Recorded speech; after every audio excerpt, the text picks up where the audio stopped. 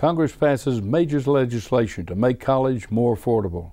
It's the largest increase in college age since the GI Bill. Hello, I'm John Spratt.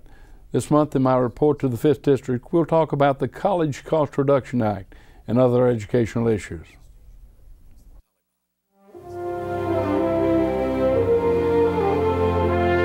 Congressman John Spratt.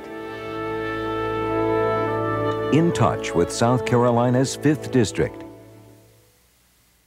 The House and Senate have passed legislation to help millions of students pay for college and do so at no additional cost to taxpayers. Instead, we cut excess subsidies paid by the federal government to lenders in the student loan business. The College Cost Reduction Act of 2007 passed the House on July 11 by a vote of 273 to 149, and it passed the Senate on July 24th by a vote of 95 to 0. I've long believed that college or tech school should be as accessible as high school, and this bill makes that much more likely. As Budget Committee Chairman, I helped write the provisions in the budget resolution, making this bill possible and putting it on a fast track. We pushed the bill because it'll make a big difference for millions of students who depend on student loans and Pell Grants. Joining us to talk about the College Cost Reduction Act is the author of the bill and a good friend of mine, Congressman George Miller of California. George is the chairman, a longtime chairman of the House Education and Labor Committee. No one in the Congress, no one, knows more about federal aid to education at all levels than George Miller. He's a leading advocate in the Congress on educational issues and much more.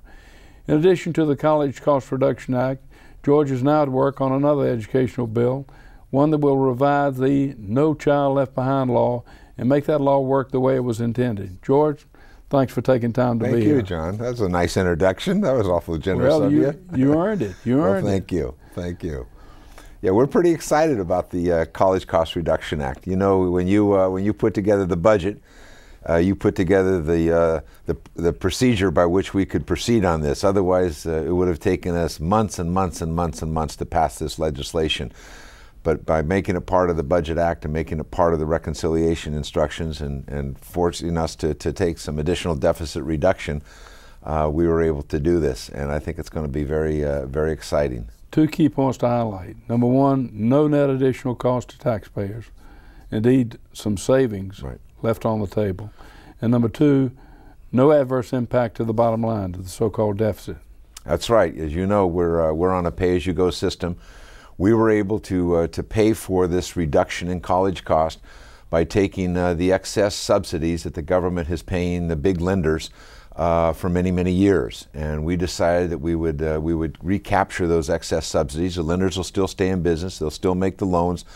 But we would take those excesses and recycle them and use them for the benefit of students and their families who are borrowing money and trying to figure out how to pay for a college education, whether that's 2 years of a community college or whether it's 4 years or whether it's going on to an advanced degree.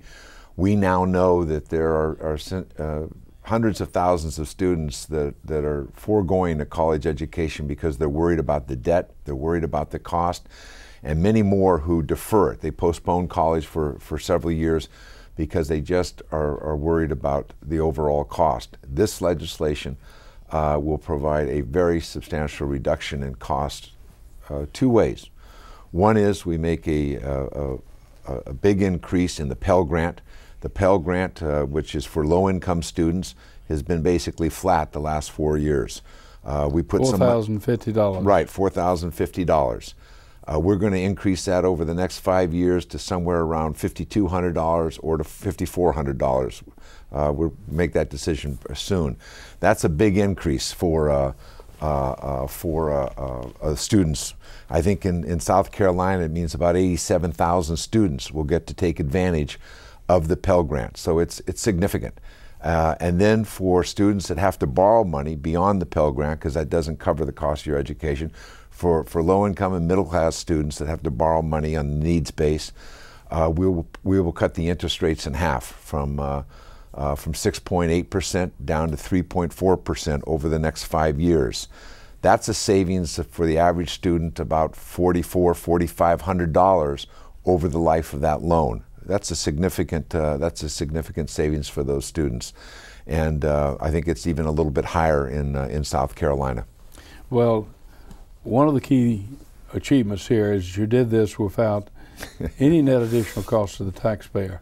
Let's talk about that alchemy. How did you accomplish that?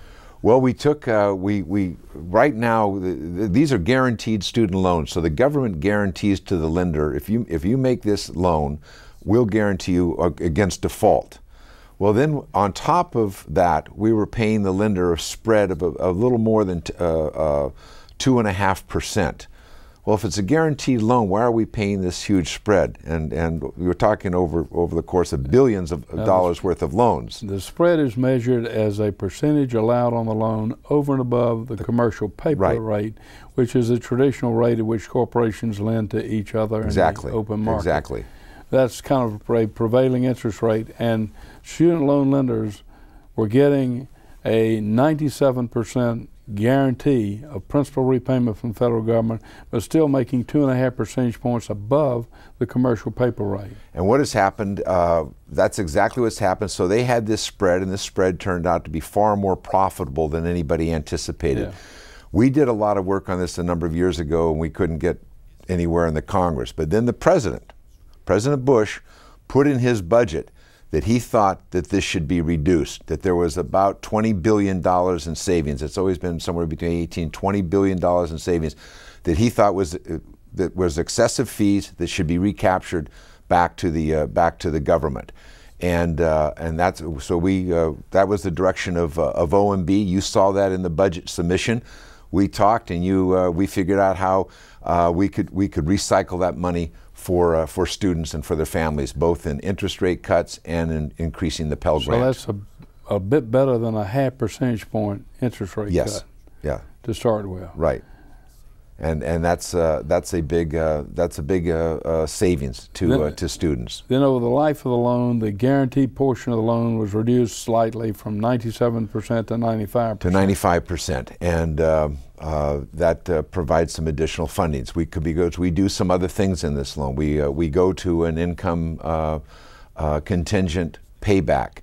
For those individuals who go into professions that don't start with high wages, but over time you get your pay increases and your COLAs, we say that you don't have to pay more than 15% of your income back to the student loans over that period of time. So it lets people who want to become police, firemen, nurses, school teachers, and others have a way to know that they can afford to go to college, and they won't be bankrupted, they won't be strapped by paying back that college loan. And that's a big help to people who go into the professions that don't necessarily start out at the highest wages at the beginning. Over time, with their pay increases, these are good careers.